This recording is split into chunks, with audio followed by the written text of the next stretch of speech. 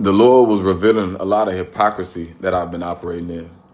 And a lot of that hypocrisy snuck in is because I would shift from a place from focusing on what people are doing versus how I'm responding, or focusing on the flaws in other people versus my own flaws. And this is what happens whenever we on pace with the world and we not spending that intimate time with the Lord and really consecrating with him.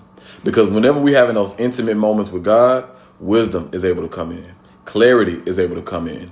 Growth is able to come in. Strength is able to come in.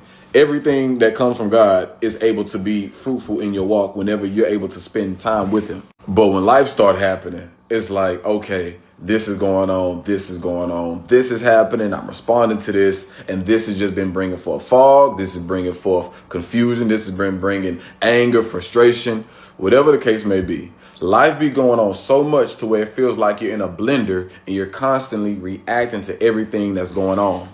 So now when life is doing what life is supposed to do, testing me, throwing shots at me, whatever the case may be, the people that are being used to oppress me, or the people that are being used to show me things about myself, I'm now hyper skeptical or being reactive, or what's the term I'm looking for? You know, when trauma starts trying to protect you. So now I'm thinking of scenarios where I'm just setting my watch to see the bad in people, to where now I'm looking past myself to where I can't even notice the self-righteousness that I'm operating in.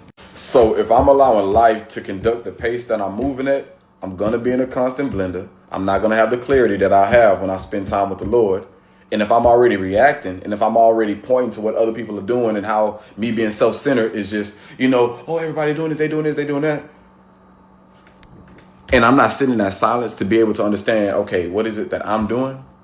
I'm going to be in a consistent cycle of self-righteousness. And that self-righteousness will lead to straight up blindness in my walk. But when I'm able to spend time with the Lord, I'm able to sit still in his presence, be able to have that clarity, receive that correction, and be more fruitful while I'm living my life versus getting lost in life and just being in constant response mode, which leads to me being more self-centered. Oh, everything happened to me. Everything crashing out. Everything this, everything that.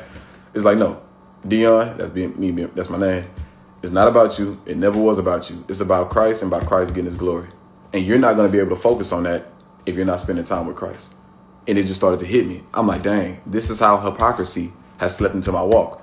This is how hypocrisy can blind me if I'm not careful. This is what happens when you set your sight, or if you allow life to steer you, or allow life to move you at the pace that life want to move you at, and you're not moving with Christ. When you take your eyes off of Christ, it's going to breed self-righteousness in some kind of way. So I thank God for allowing me to be able to be corrected by him. And as I've been spending more... So I thank God for his correction. I thank him for allowing me to be able to, just grow. And as I've been spending more and more time with him, he just been revealing these things. So the walk in Christ is definitely worth it. It's good. You're going to be able to, know the ugly about yourself, but it's definitely worth it. Just cling to Christ and don't run from him whenever he's bringing forth that correction that is, not so good to hear.